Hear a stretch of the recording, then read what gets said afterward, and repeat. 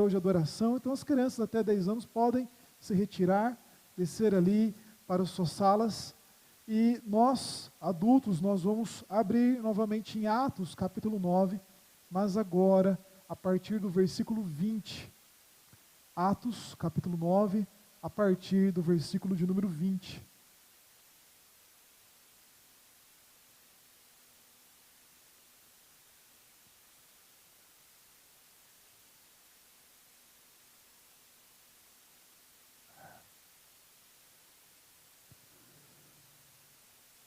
Acompanhe com fé a palavra do Senhor. E logo pregava nas sinagogas a Jesus, afirmando que este é o Filho de Deus.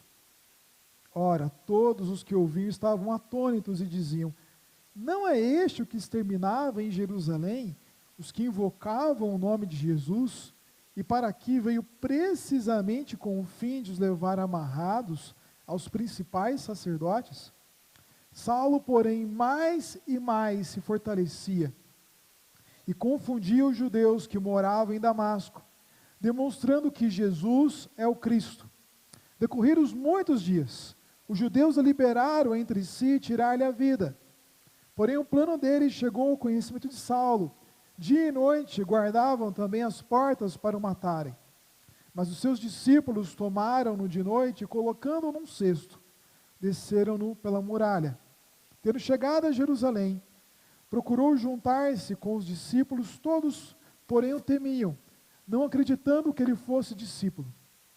Mas Barnabé, tomando-o consigo, levou os apóstolos e contou-lhes como ele vira o Senhor no caminho, e que este lhe falara, e como em Damasco pregara ousadamente em nome de Jesus.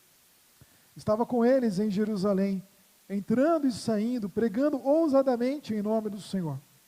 Falava e discutia com os helenistas, mas eles procuravam tirar-lhe a vida. Tendo, porém, isto chegado ao conhecimento dos irmãos, levaram-no até Cesareia, e dali o enviaram para Tarso. A igreja, na verdade, tinha paz por toda a Judéia, Galiléia e Samaria, edificando-se e caminhando no temor do Senhor e no conforto do Espírito Santo. Crescia em número. Meus irmãos, nós vamos abordar esse texto, mas da mesma forma que eu fiz no culto das 6 horas, eu esqueci também de dizer para os irmãos, se você quiser deixar marcado na sua Bíblia, Gálatas capítulo 1, nós vamos fazer um vai e vem entre os dois textos, Atos 9 e Gálatas capítulo 1, porque eles lidam com a mesma época em que Paulo está vivendo aqui. Nós vamos orar pedindo que Deus seja conosco nesse momento também. Senhor Deus, nós agradecemos, porque na Tua rica bondade, o Senhor abriu os nossos olhos, como fez com Paulo. O Senhor abriu o nosso coração à fé. E o Senhor nos guiou para que nós tivéssemos a revelação do Senhor. Enche-nos com o Espírito Santo nesse momento.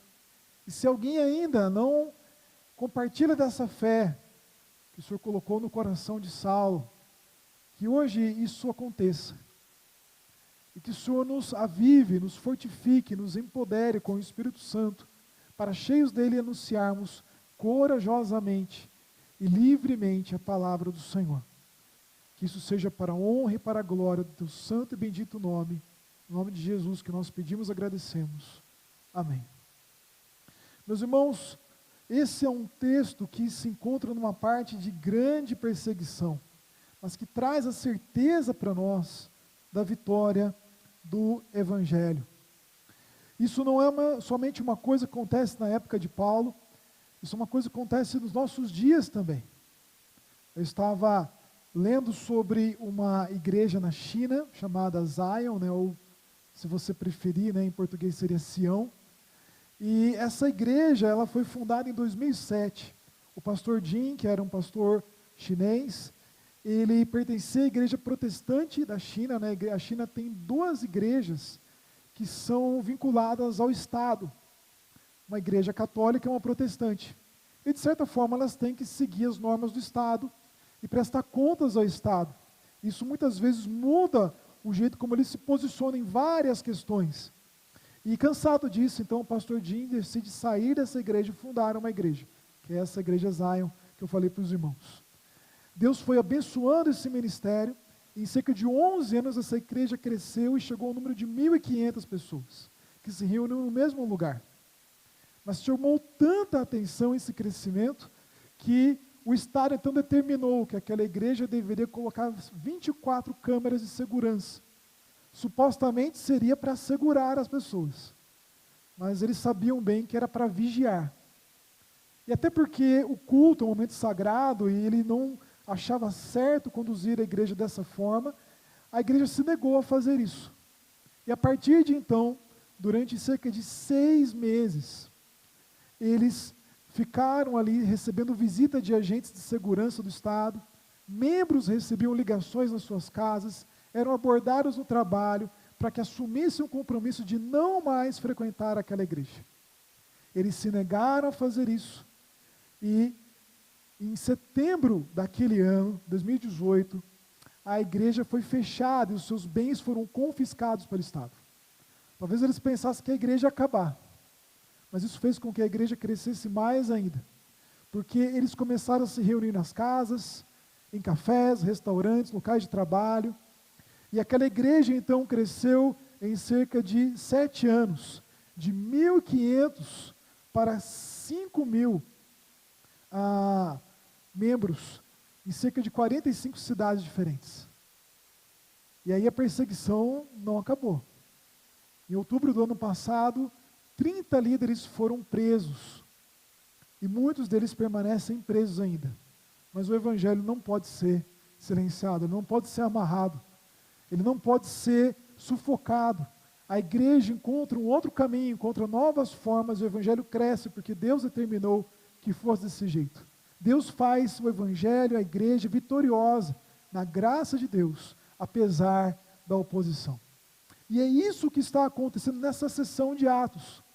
Isso acontece hoje também. Em Atos, nós vemos a igreja se expandindo em Jerusalém. Estevão, cheio do Espírito Santo, está confrontando os helenistas, que eram pessoas que eram judeus de fala e costumes gregos, e eles então trazem falsas testemunhas que caluniam Estevão. Estevão, ele é apedrejado, e Saulo estava lá consentindo na sua morte. É a primeira vez que ele aparece na Bíblia, aprovando uma morte injusta de uma pessoa fiel a Deus. A partir de então, o capítulo 8 diz que é uma grande perseguição em Jerusalém. Os discípulos vão se afastando para outras cidades, mas por onde quer que eles vão anunciando o evangelho.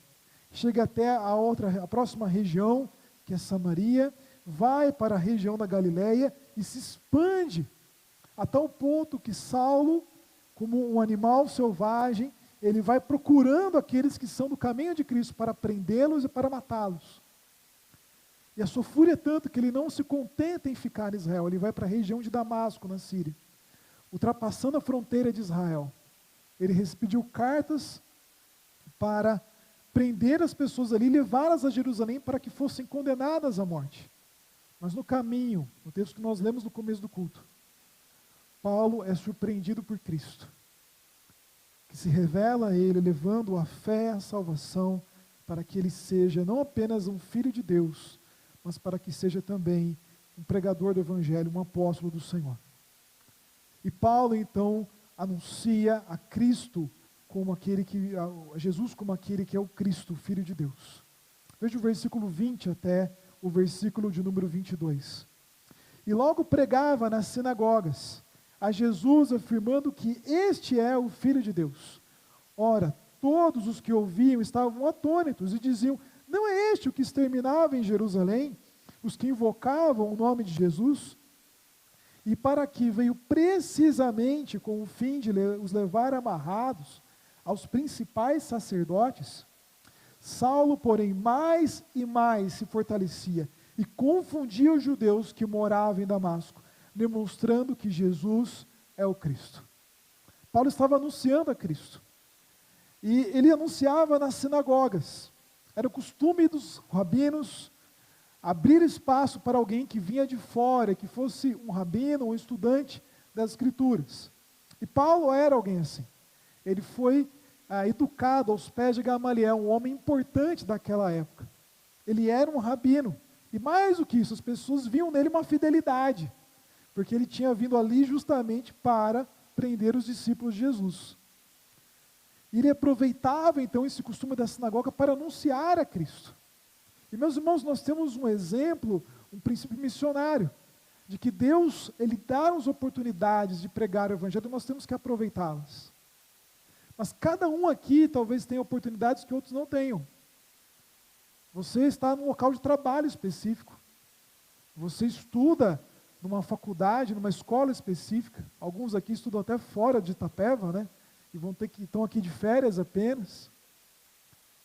Quando você voltar lá, quando você voltar no seu local de trabalho, quando você postar alguma coisa e você tem pessoas específicas nas suas redes sociais, são essas as pessoas que Deus lhe deu a oportunidade de anunciar o Evangelho. Mas você tem aproveitado essas oportunidades? Não que você tenha apenas que falar de Jesus, embora seja tudo que nós temos, não precisa ser todos os assuntos, mas quando foi a última vez que você pregou? Quando foi a última vez que você ansiou por uma oportunidade de falar de Evangelho para alguém? Alguém que está perdido nos seus pecados, uma condenação eterna, que não conhece de fato a graça de Deus. Nós temos irmãos que vieram de lugares que entendem que precisam anunciar a graça ali a pessoas que ainda estão lá. Talvez Deus abra uma porta mais à frente, no futuro, de reencontrar alguém, de ter a chance de falar com alguém. E como você vai aproveitar essa oportunidade? Nós temos que anunciar o Evangelho, meus irmãos, porque o Evangelho é sobre a salvação eterna. Se há uma coisa pela qual nós não deveríamos nos calar em relação a isso, nós devemos anunciar o Evangelho, devemos chamar as pessoas à fé em Jesus Cristo. E veja, esse é o ponto de Paulo. O que é o Evangelho para ele? O que ele pregava? O versículo 20 diz que ele afirmava que Jesus é o Filho de Deus. No versículo 22 ele diz que Jesus é o Cristo. As duas ideias se convergem. O Cristo era o ungido de Deus, o rei que vinha da descendência de Davi para fazer novas todas as coisas. E quando Davi recebe a promessa de Deus, lá em 2 Samuel, capítulo 7, ele recebe a promessa de que o rei seria chamado Filho de Deus. Jesus é esse rei que vem representar o reino de Deus, que vem fazer novas todas as coisas, vem mudar a pobreza em cuidado para o seu povo, a inimizade em paz, vem nos livrar dos demônios para que nós vivamos cheios do Espírito Santo, vem nos livrar do mal para que nós caminhemos no bem. Jesus fez isso através da sua morte e da sua ressurreição. E nós temos que pregar isso.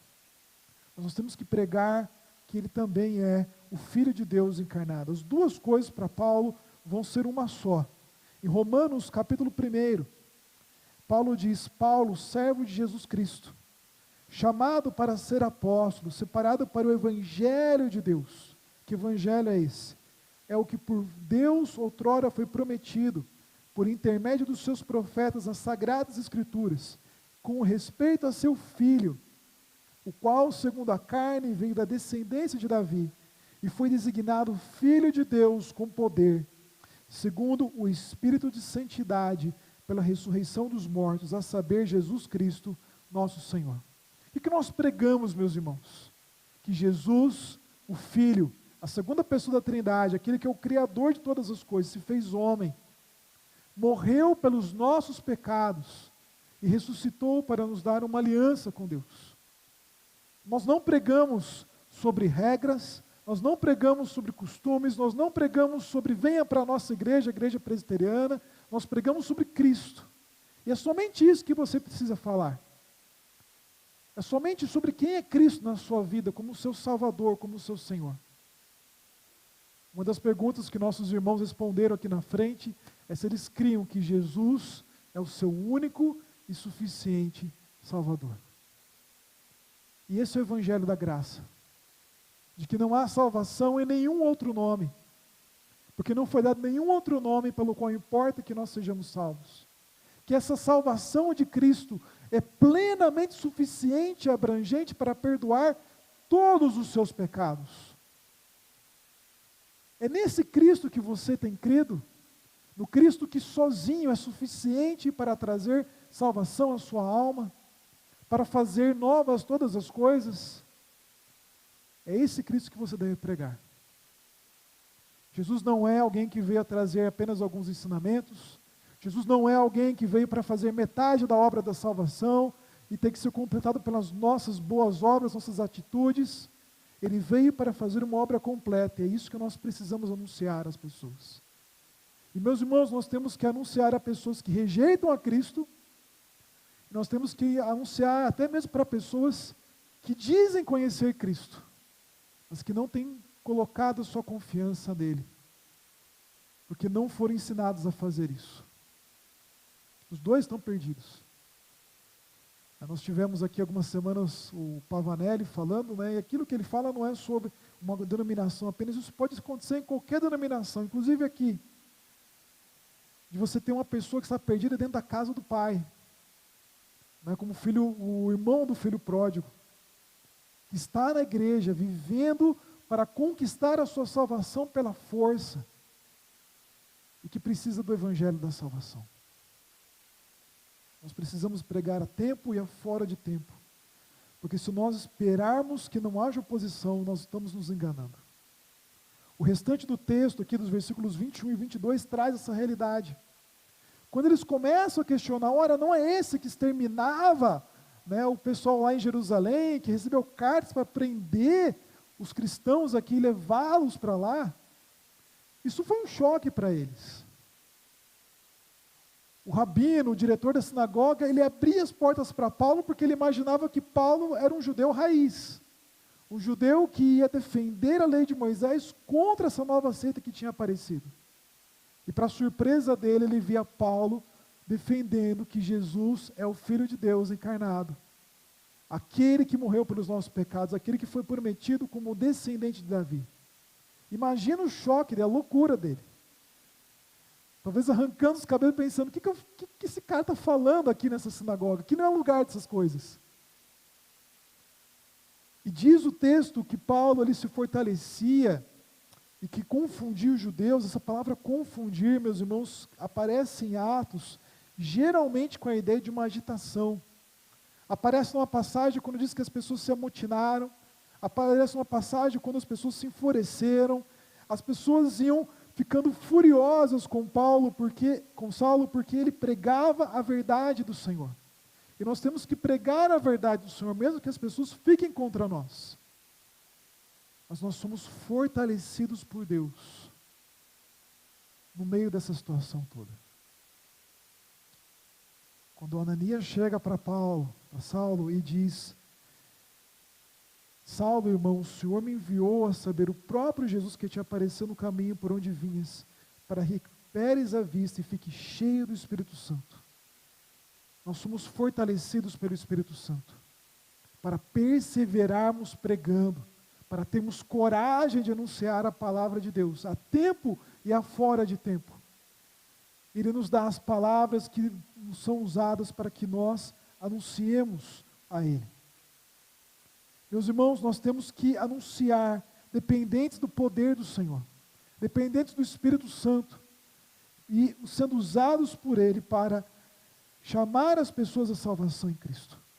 Busque por esse poder, ore por esse poder, por esse fortalecimento, para você e para toda a igreja.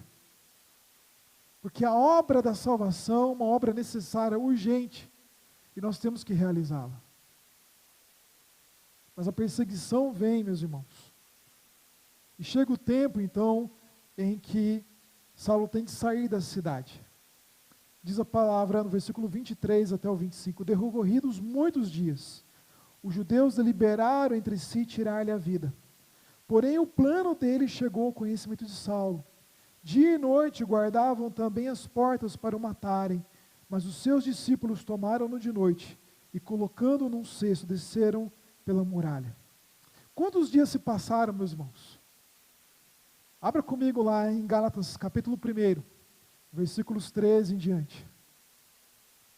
Gálatas capítulo 1, versículos 13 em diante. Nós vamos até o 17. Diz assim a palavra do Senhor.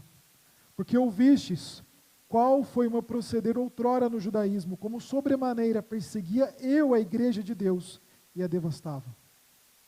E na minha nação, quanto ao judaísmo, avantajava-me a muitos da minha idade, sendo extremamente zeloso das tradições de meus pais. Quando, porém, ao que me separou antes de eu nascer, e me chamou pela sua graça, aprove revelar seu Filho em mim, para que eu pregasse entre os gentios, sem detença, não consultei carne e sangue, nem subi a Jerusalém para os que já foram apóstolos antes de mim, mas parti para as regiões da Arábia e voltei outra vez para Damasco. Decorridos 3 anos, então, subi a Jerusalém. Veja, ele ficou 3 anos ali. Aquele período todo que nós lemos, decorre 3 anos, e Paulo não ficou somente em Damasco, ele foi seguindo pela região sul de Damasco, próximo a Israel, anunciando o Evangelho, porque nós devemos aproveitar toda e qualquer oportunidade, chance de anunciar o Evangelho. E veja, ele não ficou esperando por uma autorização, porque o mandato, meus irmãos, de pregar o Evangelho vem do próprio Senhor, diretamente para cada crente. E você tem o dever, então, de anunciar o Evangelho.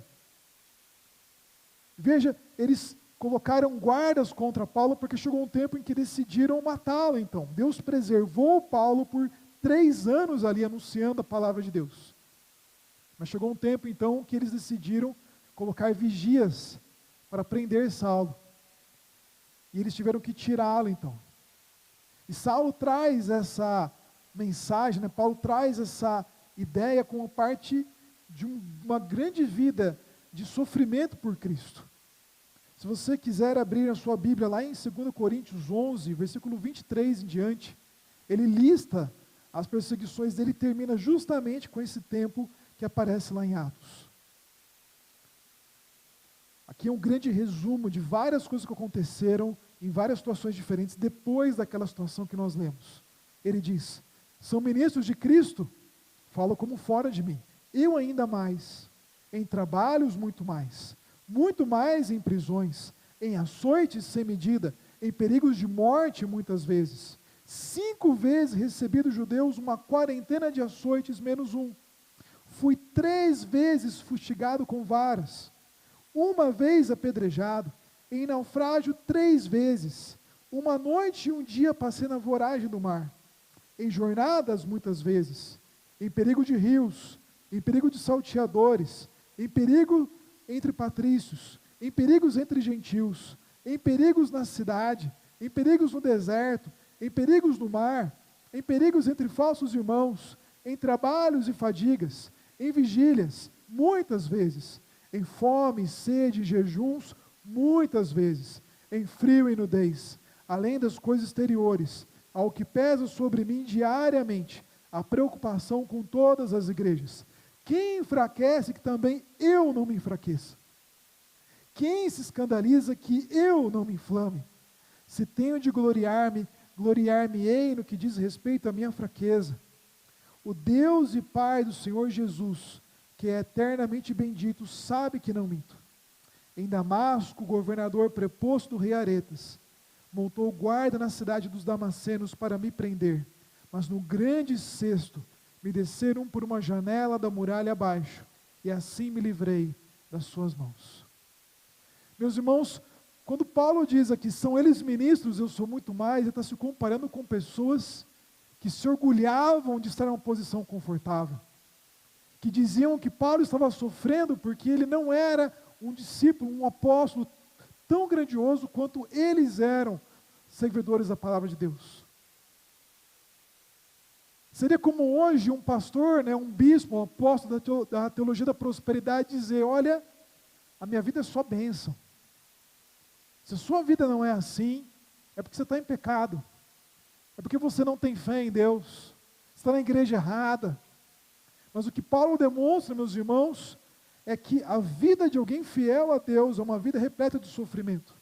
Açoites, perigos de morte, naufrágios, perigos na cidade, perigos no deserto, perigos em todo tipo de lugar, perigos entre falsos irmãos, em várias dificuldades. E aí, de alguma forma, Paulo expressa como uma forma de fraqueza, justamente o ter sido descido pela muralha de Damasco num cesto, sendo guiado ali como um criminoso fugitivo, como alguém que é perseguido de modo imerecido. E meus irmãos, Deus falou para Ananias que Paulo aprenderia o que importa sofrer pelo nome dele. Jesus disse que nós devemos negar a nós mesmos, tomar a nossa cruz e seguir a Jesus. A vida do servo de Deus é uma vida com sofrimentos, porque o mundo odeia Cristo e consequentemente odeia aqueles que estão em Cristo. É o que o próprio Jesus diz em João capítulo 15, versículos 18 em diante. Não se assuste se a oposição vier, seja declaradamente porque você crê em Cristo, seja porque os seus valores não se encaixam nos valores das pessoas que não andam com Cristo. E mesmo entre falsos irmãos, nós vamos ter isso. Eles são prontos a falar de Cristo, são prontos a defender alguns valores, mas também são prontos a se colocar contra outros, da palavra de Deus. A vida do cristão segue nessa direção. Mas em tudo isso, meus irmãos, Deus está preservando e sustentando o seu povo. Quando esse plano de tirar a vida acontece, o plano é descoberto por Paulo. Em Atos capítulo 23, há um outro plano, de algumas pessoas que fizeram um voto de que não comeriam e não beberiam enquanto não matassem Paulo. Ele estava preso numa cidade, e eles pediram aos sacerdotes que pedissem que Paulo viesse ser julgado em Jerusalém, porque eles tinham um plano de matar Paulo no caminho. Mas Deus, pela sua providência, fez com que o sobrinho de Paulo soubesse disso, e tivesse a acolhida do capitão da guarda, que interviu para que aquilo não acontecesse. Meus irmãos, a perseguição acontece, mas Deus sabe livrar o seu povo da perseguição. Claro que não foi sempre assim para Paulo. Em 2 Timóteo capítulo 4, ele deixa muito claro que ele está prestes a morrer por causa do Evangelho. Mas ele diz que ele dá a ideia de que Deus é glorificado em alguns momentos ao nos livrar, e em alguns momentos para permitir que nós soframos por causa dele. Porque o foco da obra de Deus não é em primeiro lugar a nós mesmos, como aqueles que defendem que sua vida vai ser só bênção, estão querendo dizer. O foco da salvação não é você em primeiro lugar, então, embora você seja importante, o foco da salvação de Deus é a própria glória de Deus. Isso deve mudar a nossa maneira de ver as coisas, porque quando nós nos calamos em relação ao Evangelho, é porque o nosso foco está sobre nós mesmos. Ah, Senhor, é difícil. Ah, Senhor, mas eu vou sofrer isso, eu vou sofrer aquilo, eu vou perder isso, eu vou perder aquilo. As pessoas vão me dar as costas. Todo mundo que eu confiava vai ficar contra mim. Eu não vou ter como pagar as minhas contas. Mas Deus, estando no primeiro lugar, Ele sabe honrar aqueles que o honram. Paulo enfrentou a oposição durante 3 anos e mesmo assim foi poupado. E ele saiu, foi para Jerusalém. Talvez para você possa parecer que ele estava fugindo como um covarde. Mas o próprio Senhor Jesus, em Mateus 10, versículo 23, diz que quando uma perseguição acontecesse numa cidade, fugissem para outra. Porque até nisso a palavra de Deus se espalharia. É o que aconteceu no capítulo 8, versículo 4. Por onde quer que a igreja fugisse, eles iam anunciando o Evangelho. Isso só fez o Evangelho crescer ainda mais. E Paulo, então, Saulo, então, vai para Jerusalém. Versículo 26 em diante diz assim, Atos 9, 26 em diante diz assim: Tendo chegado a Jerusalém, procurou juntar-se com os discípulos. Todos, porém, o temiam, não acreditando que ele fosse discípulo. Mas Barnabé, tomando consigo, levou os apóstolos e contou-lhes como vira o Senhor no caminho, e que este lhe falara, e como em Damasco pregara ousadamente em nome de Jesus. Estava com eles em Jerusalém, entrando e saindo, pregando ousadamente em nome do Senhor. Falava e discutia com os helenistas, mas eles procuravam tirar-lhe a vida. Tendo, porém, isso chegado ao conhecimento dos irmãos, levaram-no até Cesareia e dali o enviaram para Tarso. Meus irmãos, Saulo vai para Jerusalém, depois de sofrer perseguição. Ele espera a acolhida da igreja, mas as pessoas não confiam nele. Talvez pensasse que Saulo tinha mudado de estratégia, que agora se fingia de cristão para ter uma chance de ver as coisas por dentro, saber onde se escondiam, qual era a estrutura, o que estava acontecendo, para dar um golpe final na igreja.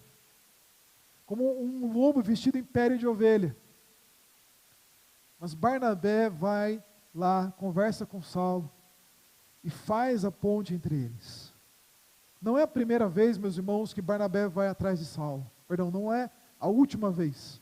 Essa foi a primeira. Mas em Atos capítulo 11, quando ele precisa de ajuda em Antioquia, ele vai até Tarso e traz Saulo de lá para ajudá-lo. Barnabé é alguém que acolhe as pessoas, que une as pessoas. O nome dele significa filho da consolação. E mesmo quando João Marcos, depois da primeira viagem missionária, foge da obra, ele faz questão de levar João Marcos consigo, para que ele continue servindo ao Senhor. Ao ponto de que anos depois, Paulo vai dizer que Marcos é alguém útil a ele, embora não quisesse levá-lo de modo algum na segunda viagem missionária. Meus irmãos, esse tipo de acolhida, ele é o que é a marca do povo de Deus. O povo de Deus é um povo que acolhe, é um povo que abraça, é um povo que traz junto. Nós somos o corpo de Cristo, nós somos a família da fé. E Deus quer usar você para acolher as pessoas. Há pessoas que vão se aproximar de você, talvez muito mais do que de mim ou do que outras pessoas. Seja pela idade, seja pelo gênero, pela situação de vida, porque você já conhecia essa pessoa no passado. E cabe a você trazer essa acolhida. Mesmo que você não conheça, deve fazer parte da sua vida acolher as pessoas. Meus irmãos, pregar a palavra de Deus é só o começo. Nós pregamos para que as pessoas venham e façam parte. Se sentem à mesa do Senhor. Começa pela pregação do Evangelho. Continua pela acolhida, por trazer junto, por guiar no caminho do discipulado, por envolver no serviço, por continuar caminhando e orando por aquela pessoa. Meus irmãos, nós temos que caminhar juntos. E numa comunidade grande, nem todo mundo vai ter contato com todo mundo. Mas isso não quer dizer que não é uma comunidade. Não quer dizer que nós não estamos no mesmo barco. E é necessário que você também tenha a sua parte. Jesus disse que quando nós nos amássemos uns aos outros, todos saberiam que nós somos discípulos dele. As pessoas sabem, poderiam saber pelo seu amor, pela sua acolhida, que você é discípulo de Jesus. As pessoas que vêm aqui, que estão aqui hoje, elas poderiam saber que você é um discípulo de Jesus, porque você demonstra alguma atenção, alguma preocupação sincera de que a pessoa se sinta parte dessa comunidade. Nós somos chamados a isso, meus irmãos, e todos nós sabemos como fazer isso. Não precisa de grande coisa. É perguntar como é que foi a semana. É orar pela pessoa durante a semana quando você sabe algo sobre ela que precisa da ajuda de Deus. É estar trazendo, para o Conexão Casa.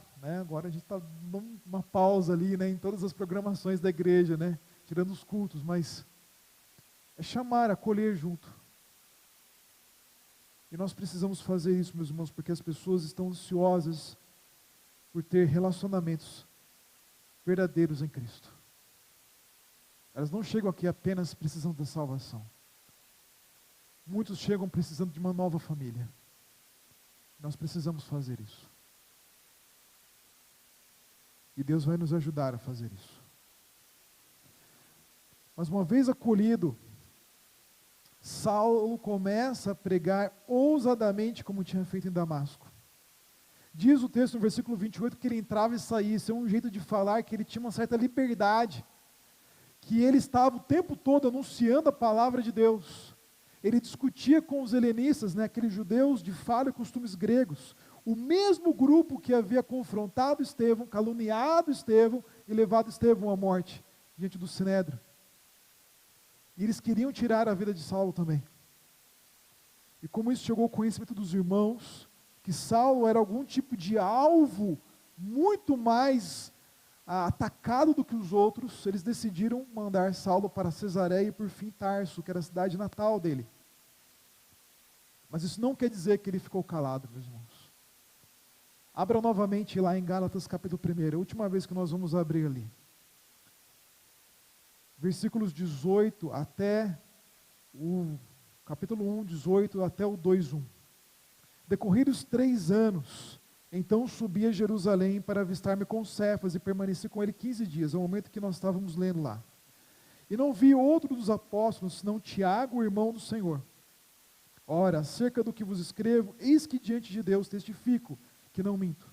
Depois fui para as regiões da Síria e da Cilícia, e não era conhecido de vista das igrejas da Judéia, que estavam em Cristo. Ouviam somente dizer, aquele que antes nos perseguia, agora prega a fé, que outrora procurava destruir, e glorificavam a Deus a meu respeito. 14 anos depois, subi outra vez a Jerusalém com Barnabé, levando também a Tito. Meus irmãos, ele esteve lá com Cefas, né, o Pedro, com quem passou ali 15 dias. Dos apóstolos, ele só viu Tiago, que era o irmão de Jesus, né? Maria teve Jesus virgem, mas tendo um casamento, ela teve outros filhos depois. O nome deles estão lá em Marcos 3 e Marcos 6 também. É feita referência a eles, os nomes no Marcos 6 e a referência a eles em Marcos 3. E a igreja não conhecia ele, porque enviou ele para a Síria e para a Cilícia, a região de Tarso e depois de Antioquia, de onde Barnabé chamou Saulo a servir. E veja, ele ficou 14 anos lá, pregando a palavra de Deus. Tem gente que diz, não, Saulo ficou 10 anos só estudando, né? A gente tem que se preparar muito para falar a palavra de Deus. Não, meus irmãos. Logo depois dele ser batizado, ele já começou a pregar. Pregou 3 anos na região de Damasco, na Arábia. Pregou algum tempo em Jerusalém. E quando foi muito visado, ele passou 14 anos pregando na região de Tarso e de Antioquia. E saiu de lá, em Atos capítulo 13, para plantar igrejas ao longo do que hoje é a Turquia, a região da Grécia, e Deus usou poderosamente a vida dele, até em Roma e além. Meus irmãos, nós sempre devemos proclamar a palavra do Senhor. O Evangelho ia se expandindo.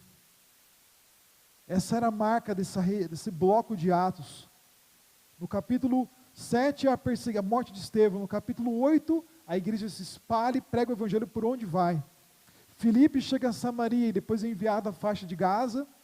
De lá, arrebatado pelo Espírito Santo e passa por várias cidades anunciando o Evangelho de Deus. Os discípulos, os apóstolos que foram ver o trabalho dele em Samaria, voltaram, passando por todas as cidades, anunciando a Cristo. E agora Saulo, por onde quer que ele vá, ele anuncia a Cristo. Meus irmãos, isso deve ser o alvo da nossa vida. A prioridade da nossa vida. Claro que Deus não quer que você apenas viva para isso. Você tem sua família, você tem seu trabalho, você tem as coisas que importam muito para Deus. Mas a tarefa do Evangelho é urgente. A tarefa do Evangelho é preciosa porque tem uma validade eterna. E Deus quer usar você para isso. E mesmo que haja oposições, a palavra final do texto que nós lemos em Atos 9, no versículo 31, traz o resumo da perseverança do Senhor através da sua igreja. Atos 9, 31 diz: a igreja, na verdade, tinha paz por toda a Judéia, Galiléia e Samaria, edificando-se, caminhando no temor do Senhor, e no conforto do Espírito Santo, crescia em número. Meus irmãos, essa é a mensagem. A igreja tinha paz, apesar da perseguição, ela continuava firme, ela não era derrotada, Ela não vivia aflita, ela vivia corajosamente pregando a palavra de Deus. O Espírito Santo a fortalecia. Ela era edificada. A ideia de ser edificada é todos nós juntos cooperando, seguindo a verdade e amor, um fortalecendo o outro, ajudando o outro na missão. Você tem uma parte de ajudar os outros aqui a participar da missão também, de incentivar, de guiar, de orientar, de orar para que isso aconteça. Elas caminhavam no temor do Senhor. Veja, meus irmãos, pessoas que pregam a Cristo, mas não vivem Cristo, elas são uma contradição. E elas atrapalham muitas vezes a obra do Evangelho. Você precisa pregar a Cristo, mas também viver em temor a Cristo, obedecendo a palavra de Deus. O seu testemunho conta. Mas é importante não apenas testemunhar, mas falar também. Mas fazer tudo isso no conforto do Espírito Santo. A palavra conforto aqui traz um ânimo, uma ideia de animar, de encorajar alguém. O Espírito Santo aqui é dando coragem, impulso, motivações, amor por Deus e pelas pessoas para que eles pregassem o Evangelho. Se você não tem experimentado isso, busque isso em oração. Ore para que isso seja na sua vida, para que você seja cheio do Espírito Santo. Ore para que essa igreja, para que as pessoas que estão aqui sejam cheias do Espírito Santo, para anunciarmos a palavra de Deus. Porque a vontade de Deus é que o nome dele cresça por todo o mundo. Em Atos se usa uma palavra que aparece lá em Gênesis 1, na tradução ao grego, quando diz crescei e sede fecundos e multiplicai-vos. Deus queria que Adão e Eva se multiplicassem, enchessem a terra de pessoas, a imagem e a glória de Deus. E isso que Ele quer fazer através do Evangelho. Que haja pessoas por todo o mundo que vivam para a glória de Deus. Em Colossenses 1, Paulo fala que isso está acontecendo, porque ele usa a mesma palavra para dizer que o Evangelho está frutificando em todo mundo, e frutificando o coração de cada um de nós. Que assim seja através da sua obra. Porque a perseguição veio na época de Paulo, mas não parou ele. A perseguição veio aos nossos irmãos na China, mas não tem parado eles. E não vai nos parar. Porque assim como aconteceu com eles, há de acontecer de nós, que embora perseguidos pelo poder do Espírito Santo, nós vamos crescer para a glória do Senhor. Vamos orar, meus irmãos. Senhor Deus, nós rogamos ao Senhor que o Senhor nos avive poderosamente pela ação do Espírito Santo. Que aquilo que o Senhor fez em Damasco, na Arábia, na Síria e na Sicília, aquilo que o Senhor fez em Jerusalém, aquilo que o Senhor está fazendo na China, também faça entre nós. Para nós, números não deveriam contar, mas seria uma falta de amor para com o Senhor e para com o próximo, se nós não nos importássemos de ver as pessoas caminhando para a condenação, sem glorificar o Teu nome. Que o Senhor nos dê esse amor, que o Senhor nos dê esse poder, essa coragem, esse ânimo, esse encorajamento. Que o Senhor nos dê as palavras que nós precisamos, Senhor, para demonstrar que Jesus é o Filho de Deus encarnado, que morreu e ressuscitou como Cristo, e que reina para todo sempre. Usa-nos para fazer discípulos de todos os lugares, para a honra e para a glória do Senhor, e que o Seu nome seja afamado, engrandecido e honrado como o Senhor é digno. Em nome de Jesus que nós pedimos e que nós agradecemos. Amém. Meus irmãos, como último momento do culto, nós vamos celebrar agora a ceia do Senhor. Eu convido os irmãos a abrirem Mateus 26, versículo 26. Convido também os presbíteros que vão auxiliar para que se acheguem à frente para que possamos servir a ceia do Senhor.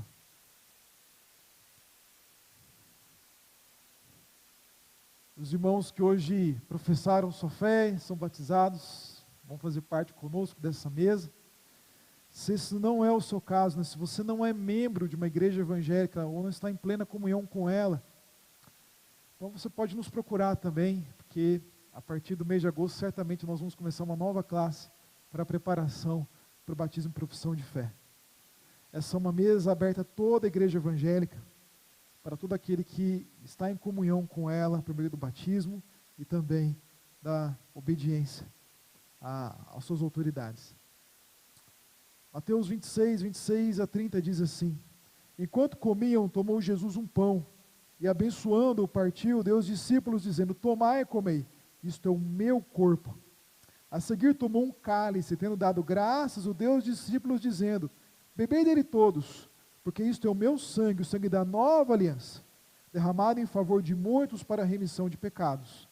E digo-vos que desta hora em diante, não beberei deste fruto da videira, até aquele dia em que o hei de beber novo convosco, no reino de meu Pai.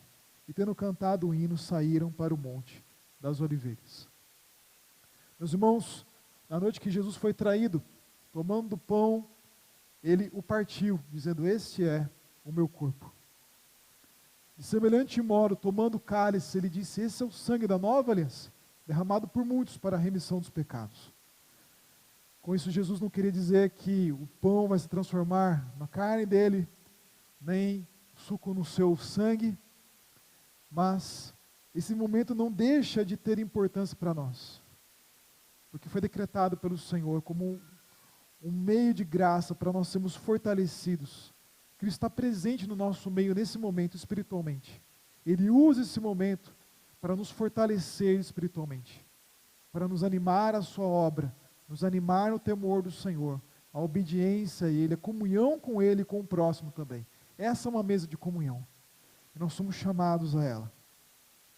Nós vamos orar então, consagrando os elementos, e depois os presbíteros vão servir os irmãos, né, conversando lá com o Andres e com o pessoal, servir primeiro os irmãos aqui, depois aqueles que estão tocando. E nós, se você for tomar a Santa Ceia, fique de pé, para que eles possam te servir. Pegue os elementos, se sente, consuma eles. Você pode depois passar o tempo em oração, pode passar o tempo cantando o hino que será colocado, mas use esse momento para refletir sobre a sua vida, para refletir sobre a graça de Cristo. E mesmo que você não venha tomar os elementos nessa noite, use esse momento como tempo de comunhão com Deus também. Vamos orar, meus irmãos. Senhor Deus, nós agradecemos ao Senhor e pedimos que esse momento seja um momento usado por Ti, Senhor.